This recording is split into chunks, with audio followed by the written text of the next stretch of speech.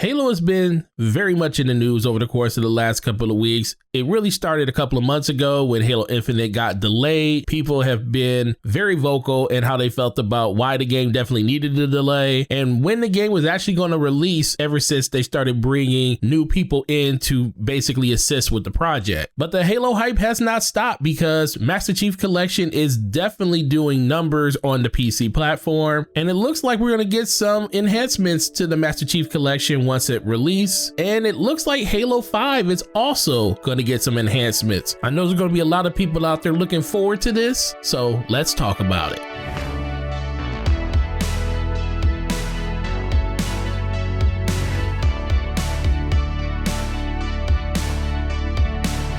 What's going on, ladies and gentlemen? It is your boy Forte, and thank you for checking out this video. Please hit that like button and please hit that subscribe button and make sure you head over to Twitter. Follow me over there. It's the best place to interact with me as a gamer so we can talk about the things we don't talk about in this video. First thing I want to say is happy Friday to everybody out there. Hope you guys enjoyed your week. Hope you enjoy your weekend, and I'm hoping that this video brings a little bit more joy to your life when it comes to everything that's going to be going on with Halo and just the news that's going to be going on throughout the course of the next few weeks. So let's dive directly into what's happening with the Master Chief Collection. And this whole section of the video can really just be covered in this one tweet from Xbox. It's time to dust off that old needler. Fully optimized for Series X and S, 120 frames per second in campaign and multiplayer modes, split screen improvements, and up to 4K on Xbox Series X, available for free to existing owners of those with Game Pass on November 17th. Yo, I actually think this is pretty big. I think people getting a chance to play a better optimized game that was available on the PC platform that's going to come over and make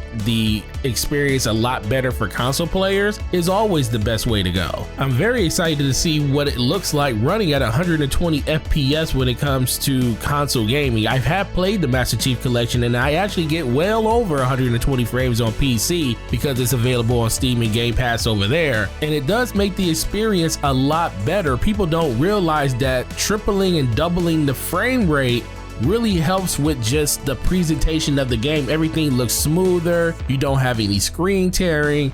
It's pretty incredible, honestly, to just see a game that was made back in 2004, 2007, basically get this type of treatment. But guess what? I'm not really surprised at 120 FPS because these are older games. You know, older games should definitely benefit from having a higher resolution and a higher frame rate. Now, I am shocked at the 4K in split screen mode. Now, they haven't really came out and said that it is going to be 4K in split screen. I don't really know how that's going to work, but the fact that they did say 4K, I do believe it's not going to be 4K and 120. It's probably going to be 4K 60, and that's what I think we're going to be shooting for, because I believe the 120 frames per second option is going to be relegated to 1440p on the X and probably 1080p on the S. It could be lower on the S, who really knows? If you're really going after that higher frame rate, you definitely want to go with the more powerful system, because that's going to give you the ability to achieve those higher frame rates, also being able to achieve a higher resolution on top of it. So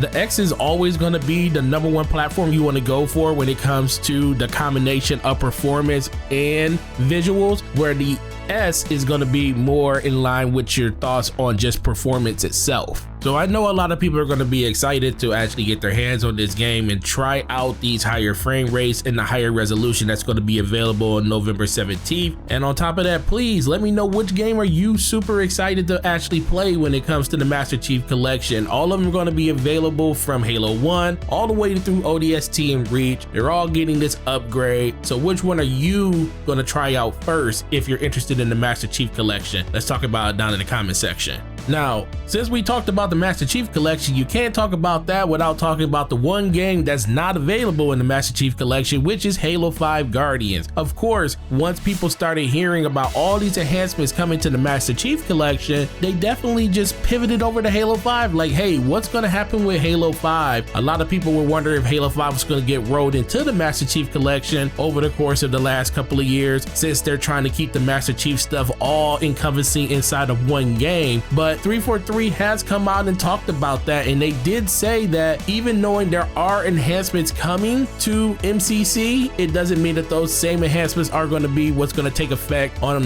Halo 5 Guardians. And this is what they had to say. After we announced the enhancements that MCC will be getting on the Xbox Series X and S, we did see questions about how Halo 5 would play on new consoles. While Halo 5 is not getting the same optimization for Xbox Series X and S, as Master Chief owners of the next gen hardware are still going to be seeing the benefits of faster load times and consistently higher resolution gameplay. We're excited for all of you to jump on and give it a go with the extra power. Now, I know a lot of people might be a little upset by the fact that they're not going to get like true optimization for Halo 5 like they're getting with the Master Chief Collection. The biggest thing really just comes down to the Master Chief Collection is a bunch of older games, so it's a little bit more time consuming probably to do the upgrades and that, and they just haven't gotten to Halo 5 yet. I wouldn't be surprised at a later date to see Halo 5 get true optimization when it comes to some of the stuff that's being added. But I do know that something like HDR is going to be added to the game, because this was part of, I believe, the Digital Foundry discussion that they had when they went to go out and see and talk about the Xbox Series X at the time. So there's going to be some type of baseline enhancements that are going to happen to the game, but they're not going to touch the entire game like they're doing with Master Chief Collection and making sure all of the things that they had to move up to get to 120 frames per second on these next gen consoles. But overall, I do think this is a great thing that they're doing, enhancing these games to basically get them to run up the spec on these next gen consoles. You know, at this point, we are playing technically on little PCs that are gonna be able to give us better visuals and better fidelity overall with the performance that only could come from a next gen console. But enough of what I think. Tell me what you guys think. Are you excited to play Halo 5 all over again? Do you want to try it at a higher resolution? Do you want to try it at higher and more stable frame rates when it comes to next generation? How do you feel about trying out that brand new HDR mode that's going to be enabled because of the hardware auto HDR feature that they're adding to the next gen system? Let's talk about that all down in the comment section. And with that, guys, I truly appreciate all of you guys listening and checking out all my content. It's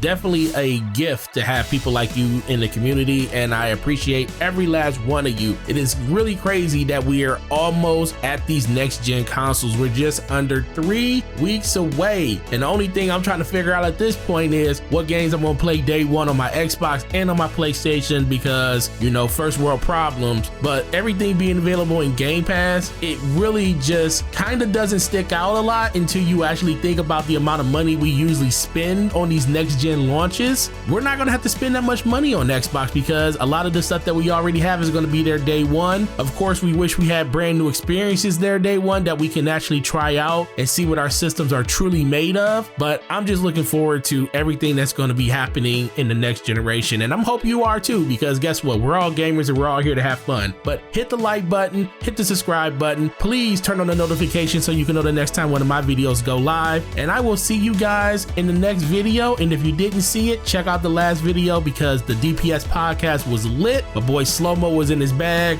and we truly appreciate all the love you guys give. Y'all have a good weekend and happy Friday. Peace.